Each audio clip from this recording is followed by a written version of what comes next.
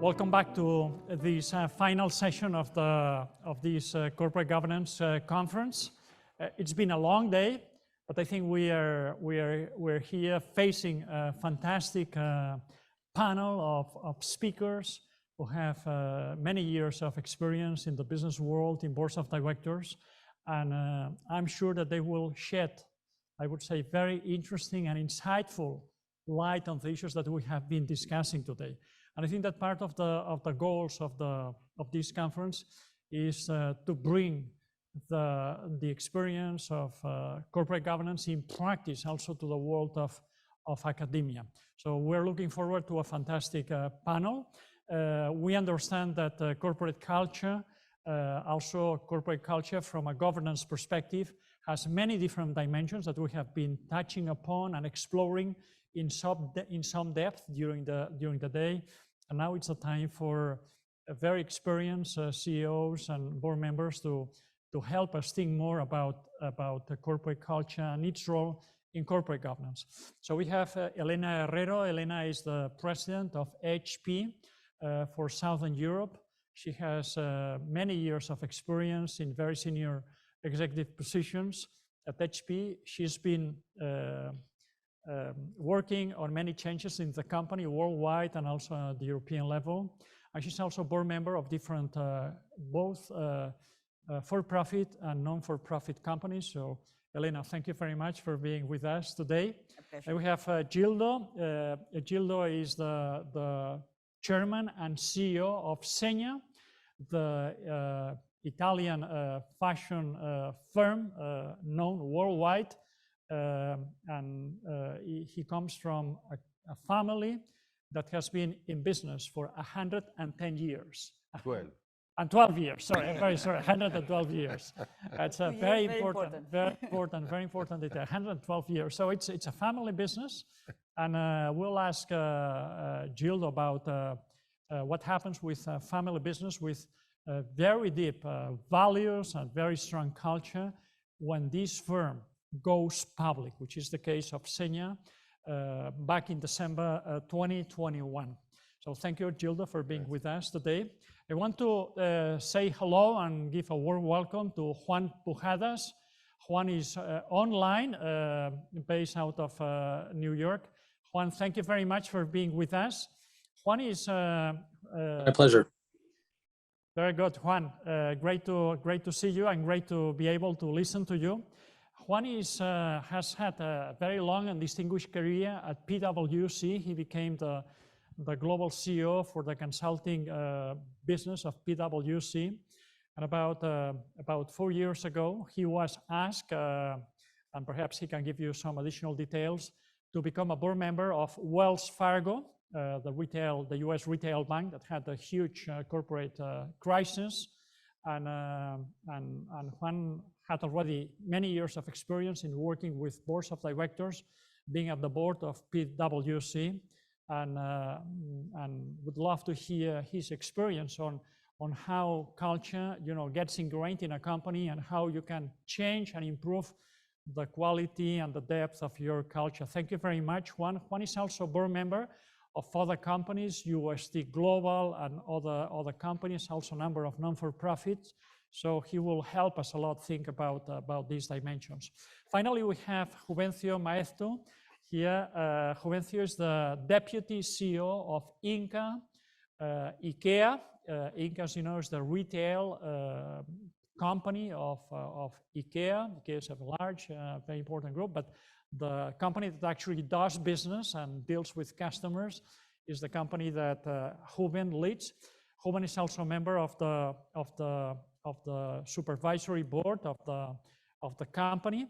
He can tell us also, if he wants to, the special board structure. Okay, so it's not a board structure that fits well with somehow definitions and models of corporate governance, but one that has been very, very effective. And as you know, Ikea is a company known worldwide, not just for its products, its huge retail presence, but also the deep culture that has been somehow permeating the company and its employees for decades.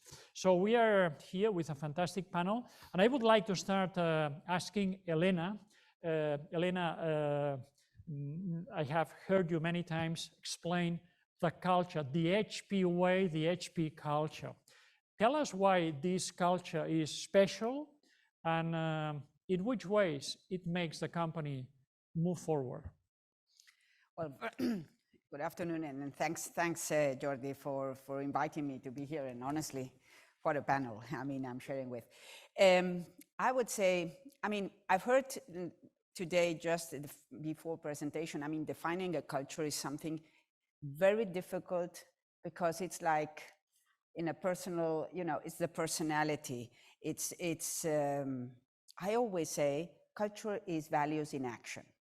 It's what really, and you know, belonging to an HP company, we say it's in the DNA.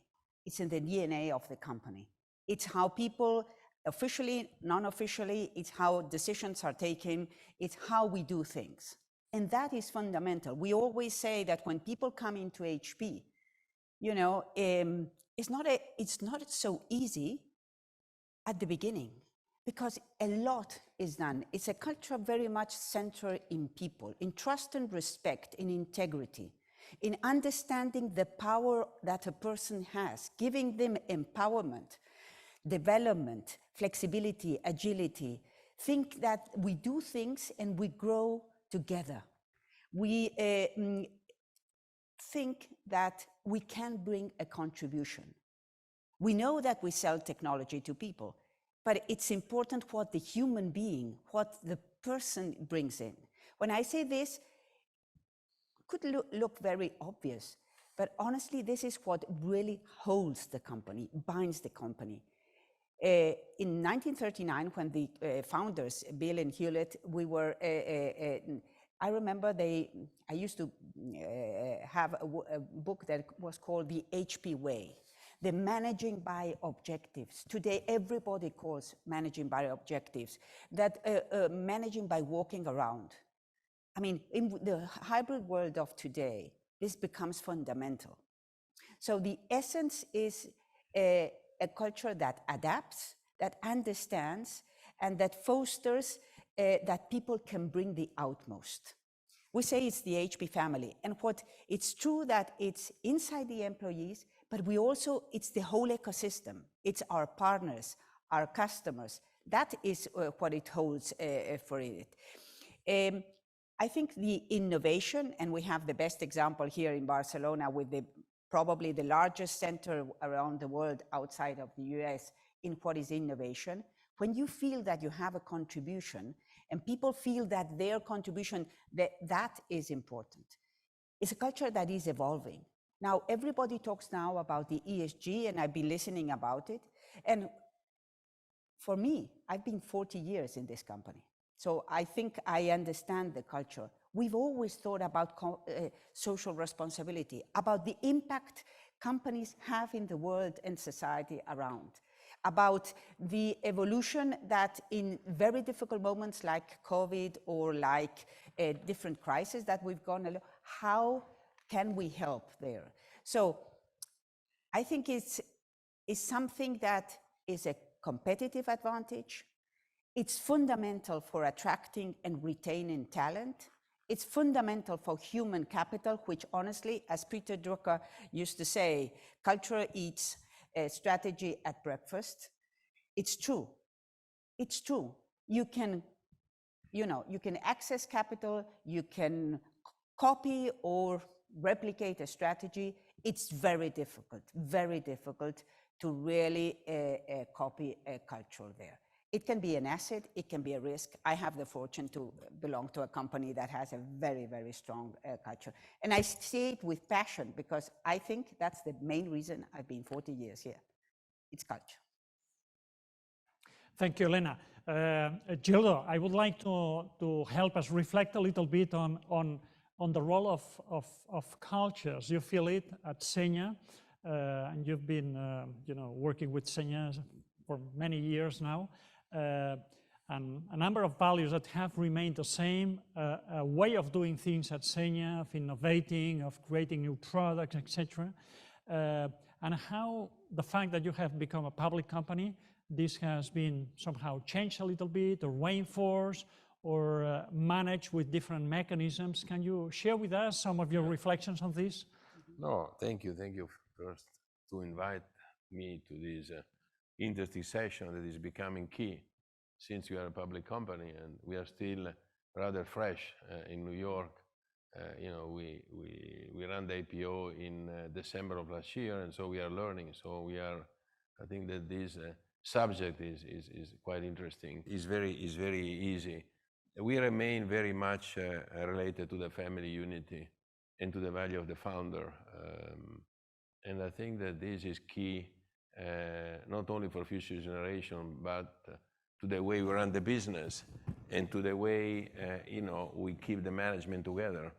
And I think that this theme, together with a big respect for the environment, which the founder created in the 30s. He was a philanthropist, Ermenegildo Zegna, my grandfather. He was a man that gave back in the 30s and the 50s, who started to plant reforestation project in the mountain of more than 500,000 trees. He created a village. So I think this art of giving back is very important and part of the value. So I would say united family, mix of shared value, good governance. I think this is something that I always believed in.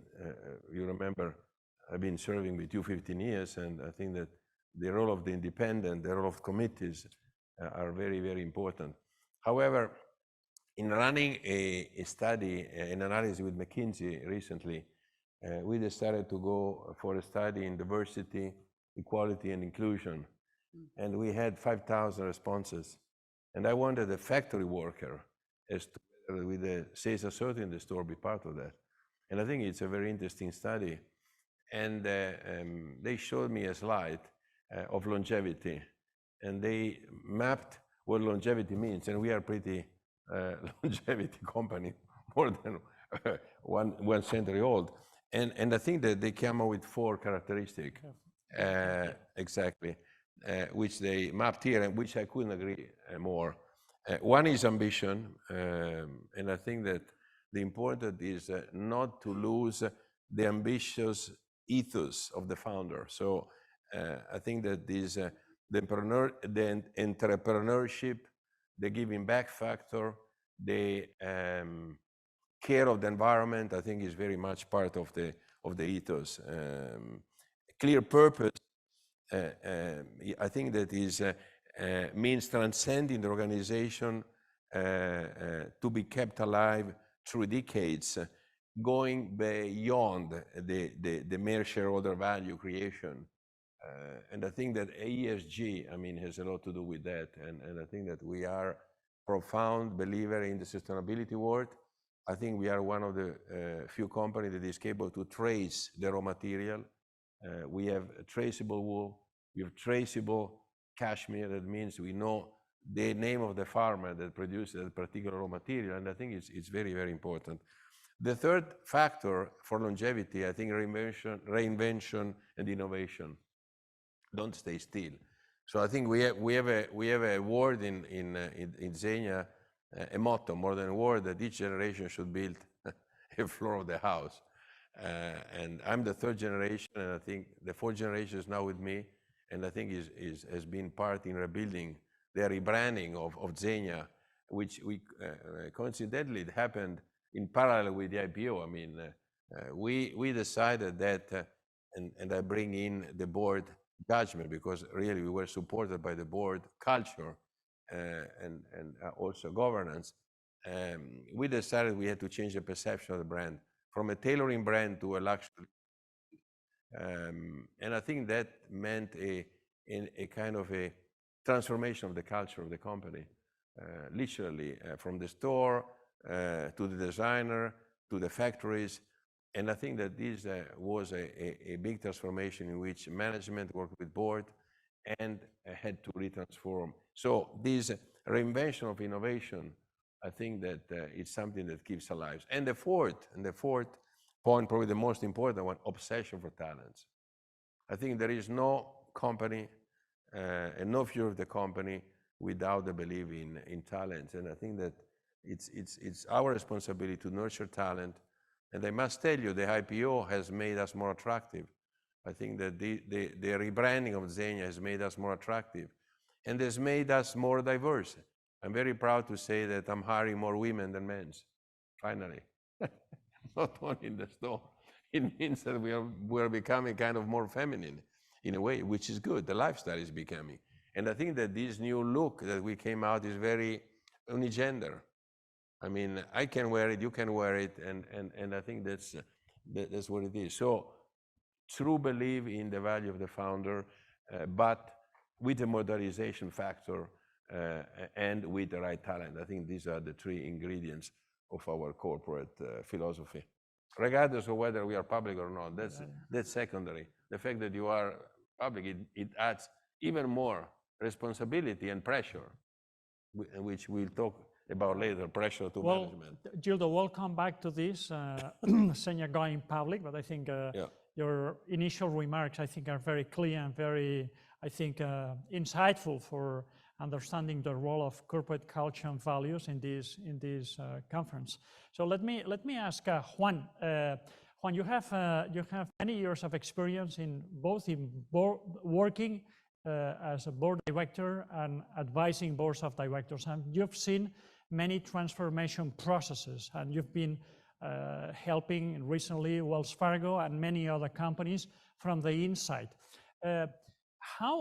How do you act at the board level? How can you act at the board level so that somehow the expected culture that the board, shareholders may have around a company, how this vision or this perspective may trickle down the whole organization? What's your experience, and what can you share with us?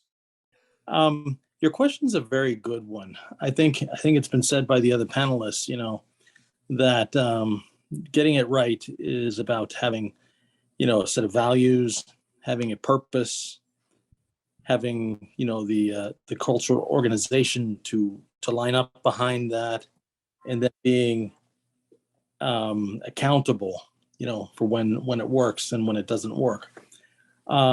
The question is, how do you get that to an organization? In some cases, it's not hard. It's an organization of, a few people. In our case at Wells Fargo, it's 250,000 people. All of them, growing up in an organization where they said, run it like you own it, which didn't give you a lot of inspiration that there was a common thread, going throughout. So the first step was really understanding where you've gone astray.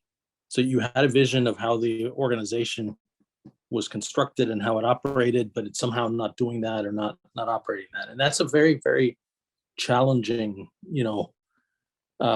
set of circumstances that you have to face up, right? Because you can think and talk about how it's working, but in reality, that's not how it was working. So that's very, very, very difficult work. And we spent a good period of time just trying to get an understanding of where things were not working the way we thought they should be working, with a lot of help. We had consultants, we had former employees, we had customers, we had regulators, we had feedback from the market, through the valuation of the company. The second thing is to then really line up a series of concrete steps, including the fact that you're going to have to change some of the talent in the organization, because the people that are there are no longer signed up for the program, or are no longer agreeing that the program is the one that's going to get you to deliver that corporate culture that's going to align behind those values and the purpose that the organization desires to have to get the return to not just the shareholders, but all the other stakeholders, the community, the regulators, the communities that we're in, and that's very important. And then you have to have the tenacity and the patience and the feedback and the accountability to be able to deliver that. And And that's a playbook, Jordi, that we've used at PwC with a number of companies. So it wasn't really a surprise, when I was asked to join the board of Wells Fargo, that this is the program that, we would have to get behind. It's hard work. It takes time. And it's in everything that you do. It's in the controls, it's in the reporting, it's in the customer service, it's in the call centers, it's in the products, it's in the face of the company. You can't just paint advertising on top of it and declare victory. It has to be felt by every customer, every employee, every regulator in everything that we do with excellence and with accountability. Thank you very much, Juan, for your remarks and observations. Ruben, I would like to ask you about what makes Ikea such a unique company for so many people. First of all, customers. It's one of the most impressive brands in the world. What does Ikea offer its employees that actually makes Ikea so attractive for so many young people, and how those values that actually shape the way Ikea works, how those values actually permeate your decision-making process at the board level and also at the executive committee level? Now I have 2 minutes to answer your question. I would summarize in 3 things. The first one is you mentioned, Guido, about the purpose. It's the power of the purpose. For IKEA founder in Barkamprad was to create a better life for the many people. And he created the company to serve the purpose. It's not the other way around. So for him, the company was a mean to such extent that when he was 50s, he donated the company to the foundation. So you have to be very brave to do that when you are 50s. And the basic point is the depth of the understanding of the vision. So for us, it's not something on the corridors to the staff canteen. It's actually pretty much deep. And we are the first generation who are leading the company without the founder. He passed away 4 years ago. And both Jesper and myself, which is a 2-people board of directors, then we have this extra responsibility. It's not only to do what is right, it's not only to do what you feel is right, it's also to honor the legacy of the founder. So we owe to him the future. The second thing is the interaction between culture and values and leadership.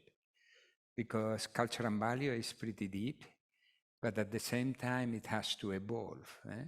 Because concept about equality or diversity and inclusion has a different meaning today than 30 years ago. Or the planet, we even updated. We have 8 corporate values. We didn't have one value called planet, and I care for planet, which was introduced recently. So our values are quite generic statements, but the depth has been evolving over time. And then to what extent leadership is actually the important thing, because it's leading by example, which makes a culture alive. You were referring to that, Helena. So it's this combination. So at the end of the day, the culture is in the hands of all the leaders to make it better. And the third one is pretty much connected with our organizational structure. But you could say our long-term view is extremely supported by our financial resilience. We are quite healthy balance sheet. You could say 85% of the 55 billion euros balance sheet is equity. So this allows us to actually take long-term decisions. You could say that we are very conservative in the financial side and very aggressive in the opportunities. And we make the money before we spend. And at the end of the day, 29% goes back to society of taxes. And then out of the remaining net profit, the majority stays in the company and 15% goes to the foundation. So somehow we are one of the biggest NGO in the world because everything goes back to the society. There is €0 that goes to the private pocket of any shareholder. That may be different and may be applicable to all the companies, but the essence is what is important for every company, how to build a financial resilience that allows you to take a long-term decision. Because this is to your question, this is when you are cementing the corporate, the culture, which is in every decision you make, it has to get you to the IKEA vision. So these three things are, in my opinion, shaping our culture. Thank you very much, Juvencio. Very, very interesting reflections on the culture of IKEA. I will ask a couple of additional questions to the members of this panel, but if you want to start thinking about questions for them in a few minutes, we'll open up the debate to all of you. I would like to go back to you, Gildo, and ask you about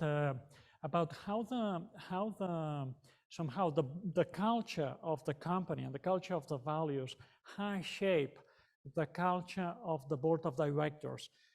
Zegna, about 20 years ago, you decided together with the other shareholders to invite external board directors, independent board directors, and you started to make the board of directors, I would say, more professional in the sense of having independent directors. This is something that obviously now that you've gone public is even more stronger. How do you see the way, in your case, the Zegna family and the values of the Zegna family have influenced the board of directors and the culture of the board? This morning we had very interesting paper by Paul Healy on the effectiveness of the board, and these informal factors seem to be very relevant. Can you share with us those dimensions? Well, listen, I've always been attracted by management, American culture. So I try to run a private company, family business like a public company, always, since I've been appointed CEO. So it has been my doctrine. So independent, at least as many as family member, because I had the experience of the family of my mother that the business went sour because too many families stepped in. It was Fila, you know. Fila is now in the hand of Korean. And the business went broke because there were no rules, and you know, everybody was running because of the name was in the company, and there was no regulation. So I think just putting a regulation, who should do what, and based on meritocracy was very important, both in the family and in the board. And so I elected to have a very strong board member. I like to be challenged because I think the board has to challenge the CEO. And in those days, I used to be only CEO, not chairman, and the chairman, as you know, is another role. And I think I used the independent to become my advisor. And every Sunday I was paying a couple of calls just to, in order to listen to them, in order to seek advices to avoid making mistake. And so that helped when we held our 5 boards to go prepared, and I know whom I count on, and I think it was already majority. So I think that one time only they voted against me. I can't tell you for what, thank God. But otherwise, it was really a good things. The other positive things is that the independent have to have different roles. They can't be all luxury, all banking, or lawyers. And so I think that we selected a good representation in terms of diversity of not only of gender, of nationalities, of whatever, just by skills. So in particular, also in the old board, but in the new board, I think we have really, it's an incredible team of people that really can shape the future of Zegna, avoiding making mistakes. So the two things go together, but God bless the dependent in my case, and family members still there, but you know, if they are capable, based on true meritocracy. And also the fact that new members, the 4th generation, steps in, we have very clear rules and regulation on how they step in. You know, they have to be going through a process of you know what it is, to avoid making mistakes for the good of the company. Very good, Gildo. Very good. Very good. Helena, if I may, I mean, you've had many years of experience with different types of boards. You have your own experience at HP, actually dealing with different types of boards in the recent history of HP. And I would like to ask you, how you think that somehow the culture and the dynamics, the internal dynamics of a board can actually have an impact on outcomes, on better decisions, and in general, how these dynamics that you've seen in so many boards can actually improve the quality of the culture of the company itself? I think this is a fundamental question. I think when we talk about cultures and cultural impact, I mean, it starts by the board.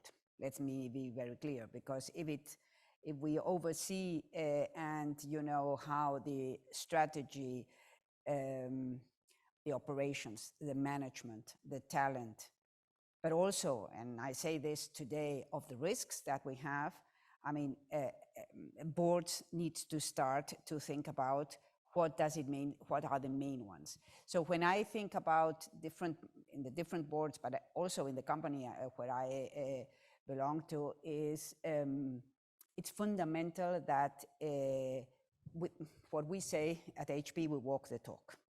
You can't say that we have an open and trust and respect and open door culture, and there is no collaboration, no spirit. The board is not diverse. Diverse, not only in gender that I was listening before, but it's in the different experience, in the different nationalities. If you want to be a global company, if you want to understand different generations in consumers, you need to have different type of ages. And I think, I mean, it starts there. And it starts also understanding and listening. And something that always worries is what's the culture you have, or you really is going in the company, and the culture that is desired. One thing that sometimes I find is a lot of people say they would like, and they talk about the culture, it exists, but the reality is not there. Why?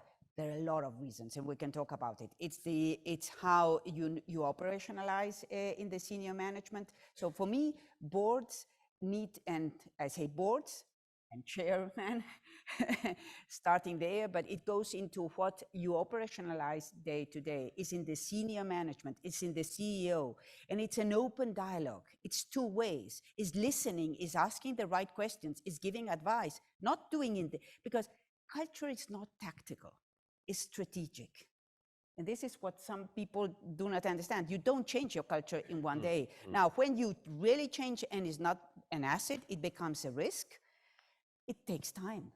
And when boards are they are non-functionally, there is no trust within the members, that at the end, you're not making the right decisions. You're not making the right questions. So for me, I mean, and I've seen it, for example, in HP, we've seen a lot of evolutions, mergers, acquisitions. I remember Compaq, I remember EDS, split, spin-offs. You know, in 2015, we split the company in two. I remember the creation of that board was very much well-defined in what was diversity and inclusion, what you were saying about not only gender, it was absolutely understanding that fosters innovation, that really responds to the reality of today.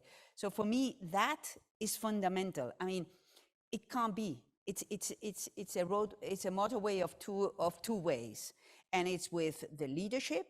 It's with all employees, because culture is something that it's not only top down. I think it's both ways. And if you don't listen what is happening. I mean, the best example is nowadays, the hybrid world. I mean, we need to understand if the culture is affecting or not affected by this. This is something that boards think about it. If the new generations are thinking in the same way we were all thinking, how you manage that are the type of questions board need to take, because this is thinking about long-term sustainable growth, sustainable value. If they don't make that questions, the thing doesn't work. Just doing. Thank you, Helena. Very, very insightful reflections on how boards actually work on culture and how they influence the culture of the organization.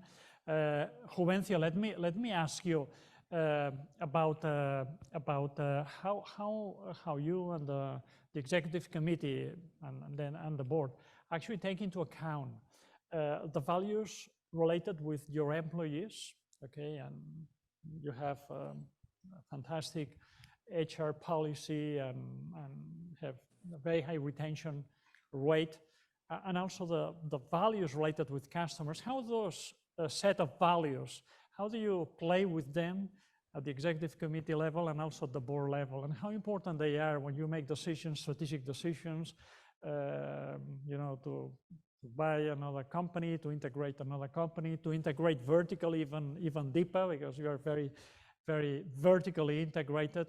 How do those values actually affect those decisions? Two things. One is how do we integrate, and then how we take decision. The first answer is, what is the purpose of the purpose?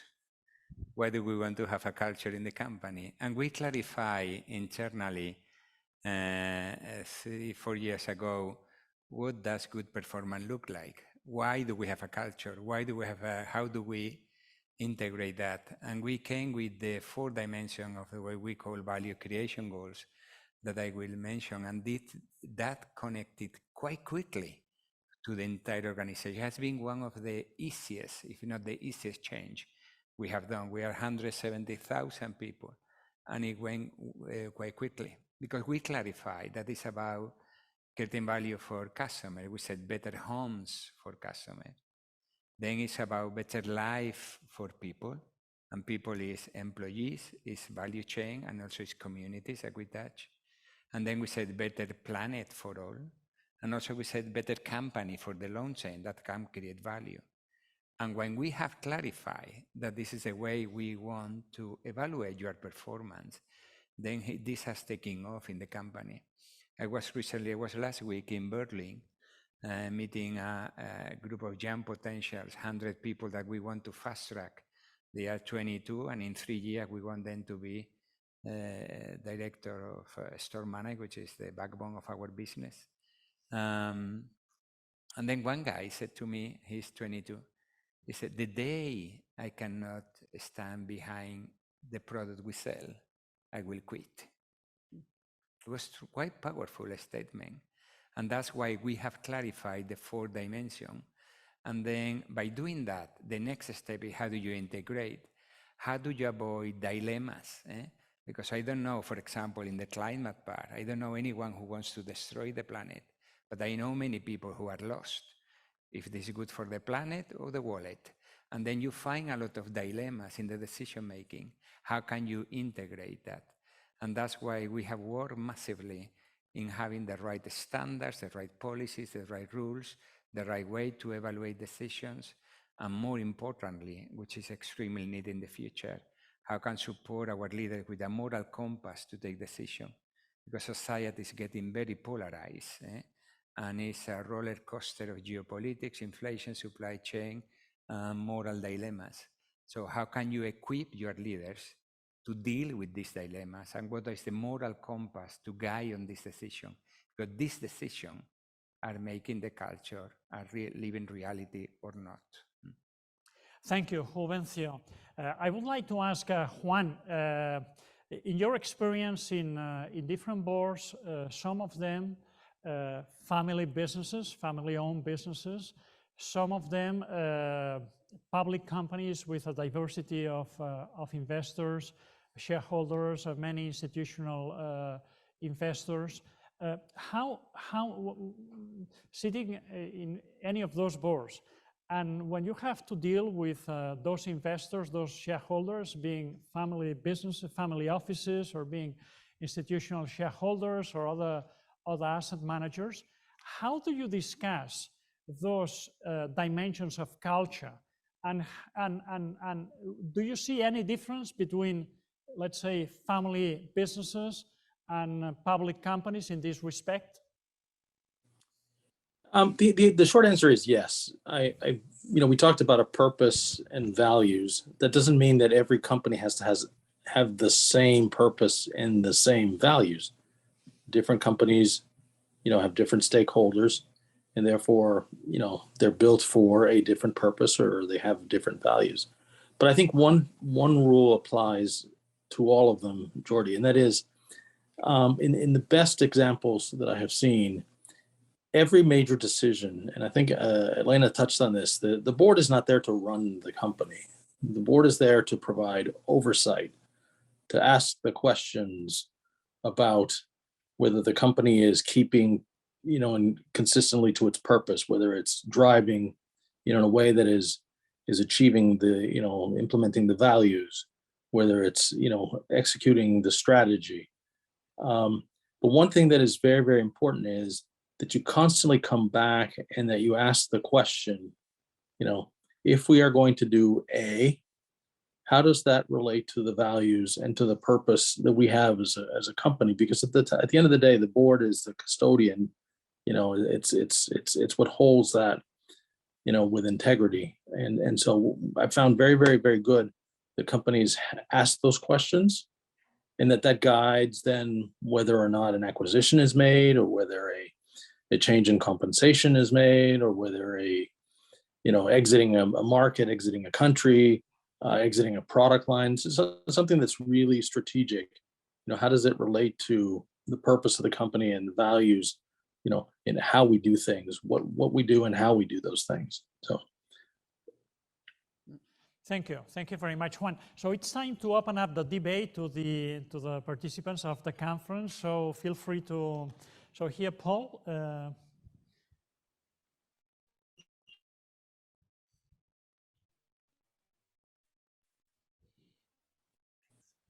So I have a question for Mr. Zegna. Your company, you've just decided to be a public company, and that would seem like a decision that imposes additional constraints on the board and on the company. You're now reporting to investors and to institutional investors more, or to analysts, activists potentially can have an interest in the stock, which might take you away from the longer term vision that you've got for the company. I'm just curious whether you discussed that when you thought about going public, and whether, with the benefit of hindsight, whether you've experienced or seen any evidence of pressures as a public company that differ from when you were not a public company. I'm answering with a smile, not yet. Yes, you are. Yes. I'm not sure what that means, but I'm sure I'm about to find out. I don't know, it's every day is different when you're a public company, in particular in Wall Street. But listen, I try to be very transparent. I'm a very direct person. When there is an issue, I'd rather say it. But I used to do it in the family, I used to do it in the board, and I do it with investors and with analysts. So, if I'm not the strongest in digital, okay? And so I say, guys, okay, I'm not the strongest, but work in progress. And this is the step I'm doing in order to get there. I'm not the strong in licensing, but Zegna is not a licensing brand, so what do you want? But I'm strong in the supply chain. I'm strong in creating excellent product. I'm strong in the service. I'm strong in the maintenance. I try to focus on the pluses, but also making sure that they know that there is work in progress in the minuses. So this is the approach. And I think it works. And I think that the investor and the analysts are there to be listened. I appreciate what they tell me, because the benchmark is very important. You compare, I'm in the luxury field, and our benchmark are the French, unfortunately, more than the Italians. Mm-hmm. And they are extremely good in engineering luxury, and in Italian are the best in product. As a matter of fact, the French produce 2/3 of their apparel, luxury apparel is produced in Italy, believe it or not. However, they're very strong in marketing. Mm-hmm. Look at wines. I mean, I think that Italian wines are better than French, but they do a much better job in marketing. And maybe it's Spanish. I mean, you have fantastic wine. So I think we have to understand, how to improve in the direction. And I think this is what investors want. Transparency and clarity. That's what they want. And they want to have your vision and how you proceed step by step. And I think every quarter is a step. And I think the board should be there to help me. in doing the job. And I think the board should listen to management. I served 5 years in FCA. That's where I learned my American way preparing for an IPO with Sergio Marchionne, which has been a fantastic master of the universe. And the challenge was, keep raising the bar and keeping doing things to the maximum and being disciplined. And I think that these are some of the things that I'm challenged to do, but so far so good. I would say that, has my life changed? Yes, more pressure, but the advantage is that I'm not the one putting pressure. The market is putting pressure on management. So that makes my life easier. How many times I used this to question them and to say, let's go. And it was going one way and coming the other way around. Now you say, listen, this is what the market wants, period. You're part of the mission, you're part of the stock of this company. Just let's do it. And if they don't do it, out. It's as serious as that. And you have to be very, very, very, how can I say, fair on what the market wants. So I would say more discipline and quicker execution. I think speed, clarity is very, very important when you're a public company. So I think my responsibility is not only to the Zegna family, which holds the majority, we still have 65%, but to a more variety of a shareholder. And I feel more responsible, but I think that I apply practically the same rules I used before. That's why I feel very, not comfortable, but sereno. How can I say? Sereno, sí. Sereno. Lo digo en español que Sí, sí. sale mejor. Very good. Rodolphe? Yes, thank you very much. I mean, it's actually two questions in one, if I may. So I would like just to understand a little bit better a couple of things. So I teach a course which is called Values-Based Strategy, and we use Wells Fargo as the wrong example about what they did in the past and how they created these false accounts, and this was pervading the entire company. And so actually we stop at the level of how these things happen in the company because of the governance, because of the incentives at the different levels of the company. And so my first question would be to Juan. Could you help me teach my students about how actually this governance that was in place has been changed in order just to implement a new culture that actually fought back against what happened in the past? So this is the first question. And the second question is for you. You said that you were helping your decision makers, providing them a compass, a moral compass, and it's a clarification question. How do you do that? I mean, what is it that you give them? Is it kind of a book of questions? Is it a method? Is it so? I mean, I was super interested in knowing this. Thank you. Juan, you start. So very, very good questions. I was not part of the board historically, so I can't speak for what's been very well documented, and I'm going to leave it at that. But I will tell you that if you're going to change something, you have to affect change. You can't just simply talk about it.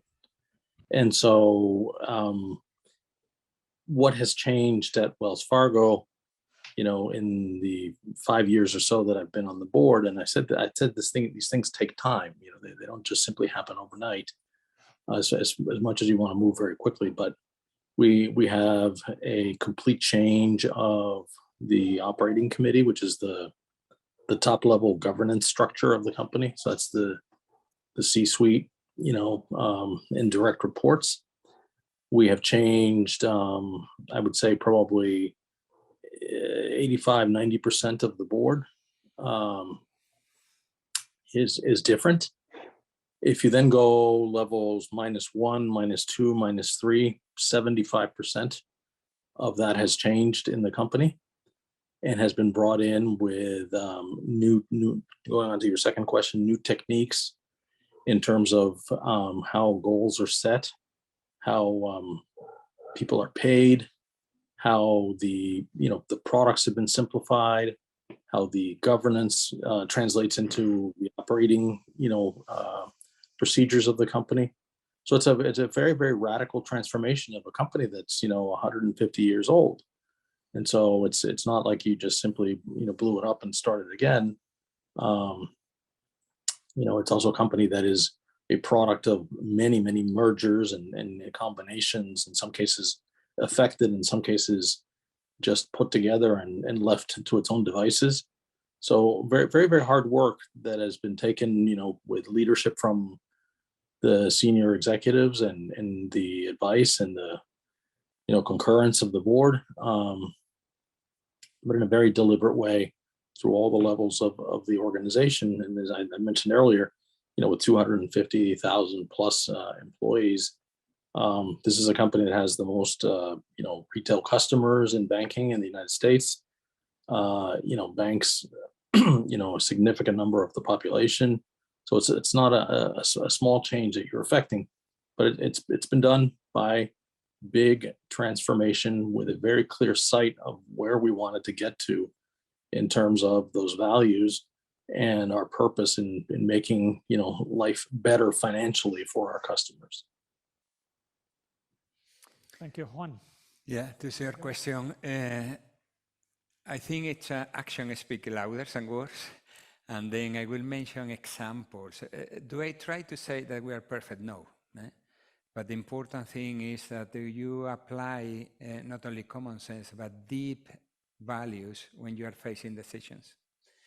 If I take several examples, for example, 22 years ago, at sub-supplier level 3, there was a case of child labor in India. And then the easy decision at that time was to quit, to terminate the decision with the relation with the supplier. You protect yourself, you terminate, and you apply your code of conduct, and that's it. But 1,200 families would lose a job. So what we did was to partner with UNICEF, and at that time, and then we developed the most rigid and high-level standard for child protection in our entire supply chain. Another example that we have is more recently Russia. Russia has been very important for us, and you could say, and we have big presence in all the businesses we have. And then you have to take a decision. Do you exit or not? And then we went through the entire process, and then we said, okay, we can operate. It's not right what is happening. At the same time, we have thousands of families that depend on us. What do we do here? Finally, we took a decision to stop our operation, but what we did in such a way that we protected for more than 3 years the employees that we had to say goodbye. That came with a massive cost, but we were happy to do that. Or when the refugees of Ukraine were coming to the eastern part of Europe, then we did spend more than 45 million euros in furnishing homes of the host of people who were having. And then it was a big pain in our P&L. We said it is right to do. Or when we take decision on climate, for example, we don't maximize financial dimension. When we take decision on climate, we optimize both financial and CO2 reduction or CO2 absorption. This is critical for the future. An institution like IESE, who has a very good tradition in ethics and values, can mean a lot for the future, because more and more the society will get polarized. Is China embrace Taiwan? Do we all quit China? If Saudi Arabia remove the driving license to women, do we quit Saudi Arabia? If the abortion or whatever it is gets implemented, what do we do here? And companies cannot be at the mercy of Twitter or Instagram. You need to find your own way, your own path, based on your values, regardless of people's opinion. So I think it's extremely relevant, this resilience for the future. Thank you very much, Helena, Juan, Gildo, and Juvencio, for a fantastic panel on corporate culture and corporate governance. You have helped us untangle a little bit this very complex issue Sometimes we are able to identify when a company has a very good culture, but it's difficult to know how to create one, and more important, how to protect one, okay, from actually declining or becoming obsolete or having eventually a corroding culture. So thank you very much for being with us here in this conference, and we look forward to continue exploring with you all, again, many of these dimensions of culture. So please join me thanking all of them for fantastic panel.